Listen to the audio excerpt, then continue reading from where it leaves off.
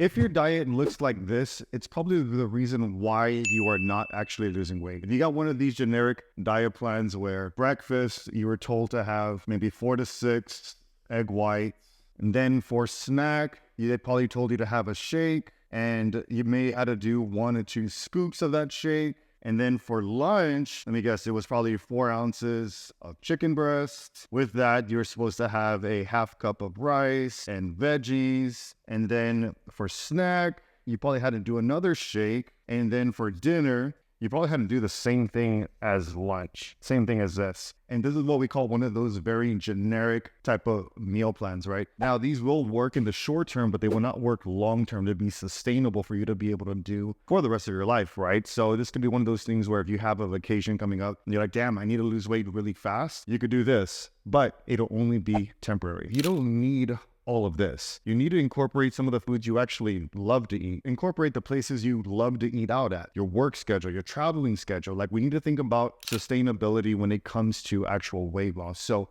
if your diet looks like this, there's something we need to change. Scratch all of this, right? Scratch all of that.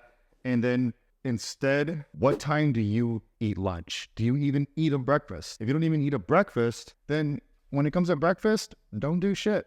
Don't do anything, right? Come lunch, you have time to eat lunch. Okay, what do you like to eat for lunch? Let's say you're always on the go. You're like, I don't have time to be at home cooking. All that's available is Chick-fil-A. Perfect.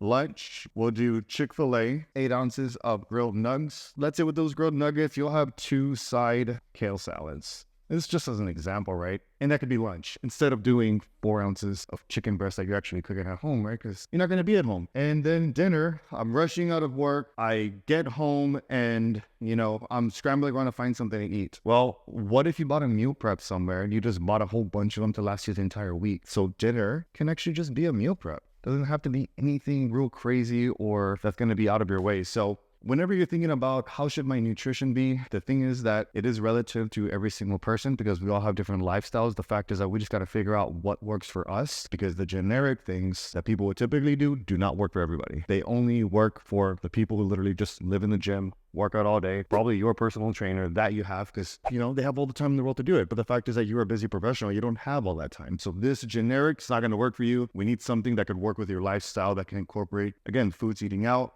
social events, things like that. Okay. So if you like this, subscribe to the channel, like, share, and I'll see you guys on the next one.